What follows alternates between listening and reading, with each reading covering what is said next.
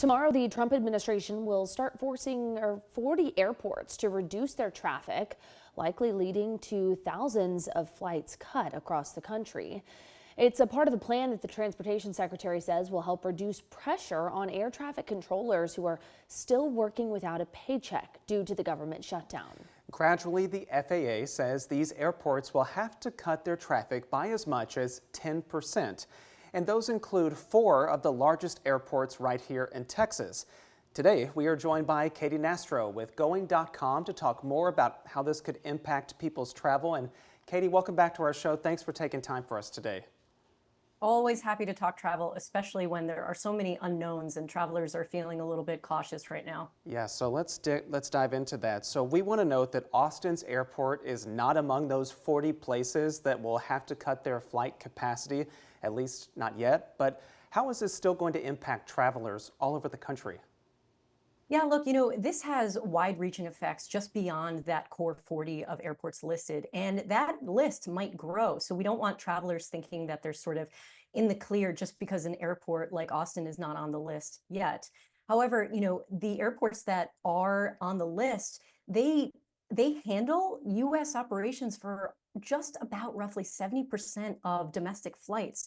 So these are major airports that are seeing a lot of flights daily, especially from the Texas area. So even if you aren't located like in the Austin area in an airport that's affected, you will likely transit through one of those airports or have a flight coming in from one of those airports. So there's ripple effects that are all interconnected.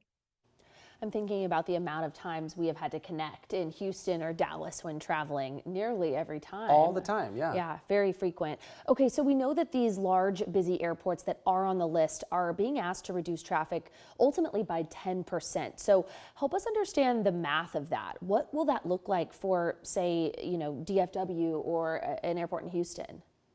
Yeah, that's a great question. And a lot of people are thinking that 10% doesn't sound like a lot, but when you look at the math, specifically when you look at the amount of seats, Dallas, for example, 10% of a day of one flight or its flight schedule for Friday, for example, 96 flights would be cut from the schedule. That's over 13,000 seats per Cirium Analytics. That's rough math, but still, that is impacting a lot of travelers.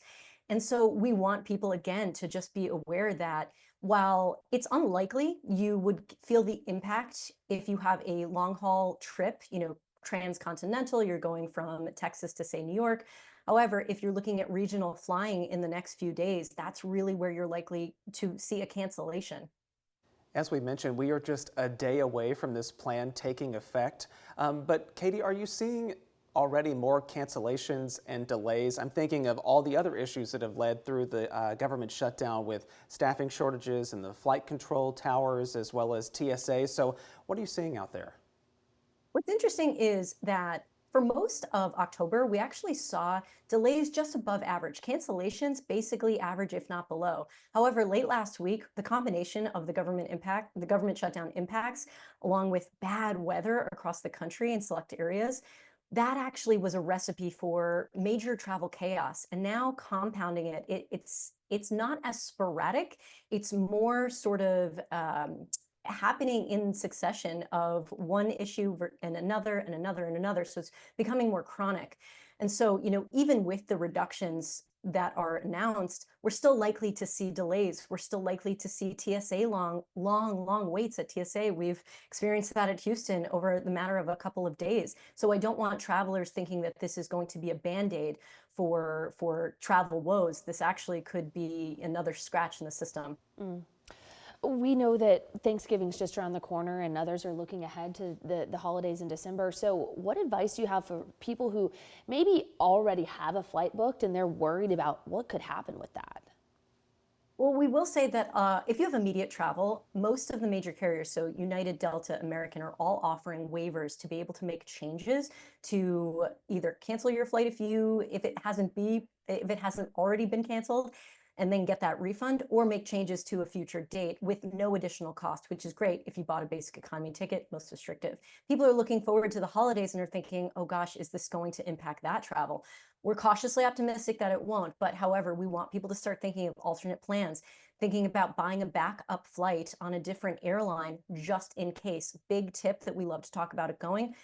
book it with points because you can actually cancel very close up until departure, getting all of those points back as well as your taxes and fees. So that's sort of a sneaky way to not have to dish out very pricey last minute tickets during this really just awful time period of unknown.